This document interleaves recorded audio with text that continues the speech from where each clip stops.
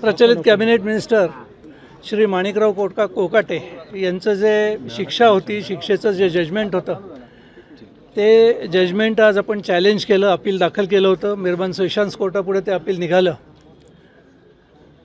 Arguments झाल्यानंतर मेहरबान sessions कोर्टाने अपीलाला सस्पेन्शनची ऑर्डर केलेली आहे. अपील संपेपर्यंत, म्हणजे अपीलाचा फायनल निकाल होईपर्यंत जजमेंट आणि कन्व्हिक्शनची जी ऑर्डर आहे ती सस्पेंड केलेली आहे. आणि अपीलाचा निकाल होईपर्यंत दोन्हीही आरोपींना, माणिकरावजी आणि त्यांचे बंधू विजयजी, या दोघांनाही जामिनावर सोडण्याचा हुकूम केलेला आहे. 1 लाख रुपयाचा जामीन मंजूर केलेला आहे. माझं म्हणणं एवढंच होतं की आत्ता ह्या स्टेजला त्यांना ऑब्जेक्शन घेण्याचे अधिकार नाही आहेत, कारण त्या काही फिर्यादी नव्हत्या किंवा त्यांचा साक्षीदार म्हणून त्या ट्रायल कोर्टापुढे त्यांचा साक्षीदार म्हणून तपासलेलं पण नाही आहे. त्यामुळे आत्ता त्यांना अधिकार नाही ह्या स्टेजला.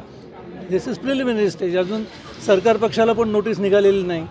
ते निघायच्या आधीच कोणीतरी स्वतःहून अपियर होतं आहे, तर त्याला माझं ऑब्जेक्शन होतं. उद्या नेमकं सर निकाल म्हणजे आता राखीव हे ठेवलेलं आहे न्यायालयाने, नेमकं कशावरती? स्टे ऑर्डरवरती निकाल होईल. कशावरती? Stay application.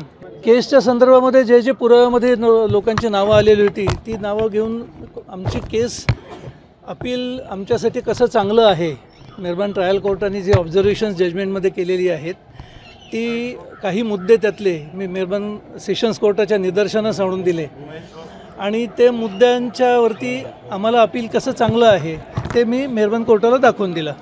सर आता याच्यामध्ये शिक्षेला स्थगिती दिलेली आहे की म्हणजे 1 महिन्याच्या अपील? या अपील दाखल करताना आपण अपिलाबरोबरच 2 वेगवेगळे अर्ज दाखल केले होते. एक सस्पेन्शन ऑफ द सेंटेन्स आणि एक स्टे ऑफ द सेंटेन्स. तर सस्पेन्शन ऑफ द सेंटेन्स मेहरबान कोर्टाने अलाव केलेलं आहे.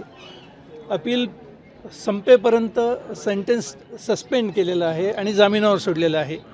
परंतु सेंटेन्स जे आहे 2 वर्षाचं ते स्टे करण्यासाठी म्हणून आज मी आर्ग्युमेंट केलं.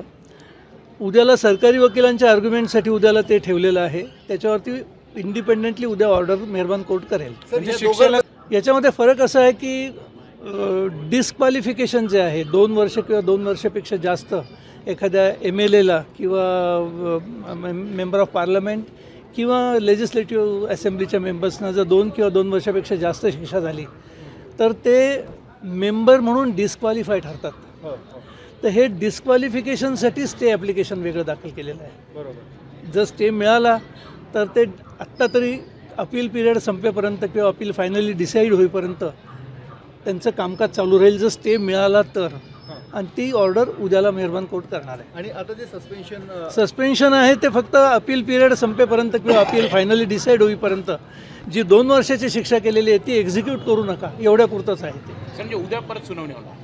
उद्या पुन्हा सुनावणी होईल. स्टे ऑर्डरवरती मी आज आर्ग्युमेंट केलेलं आहे. उद्याला आता सरकारी वकील साहेबांचं आर्ग्युमेंट ऐकून घेतील. जे अपील दाखल केलेलं होतं आणि अपिलामध्ये जे आम्ही 2 प्रेयर्स केलेले होते, एक सस्पेन्शनचा आणि स्टेचा, या दोन्ही प्रेयर्सना, दोन्ही विनंत्यांना विरोध करण्यासाठी म्हणून स्वर्गीय तुकारामजी दिघोळे यांच्या कन्या स्वतः ॲप्लिकंट हजर झाल्या होत्या आणि त्यांनी हे ऑब्जेक्शन घेतलेलं होतं की आम्हाला स्टे देण्यात येऊ नये.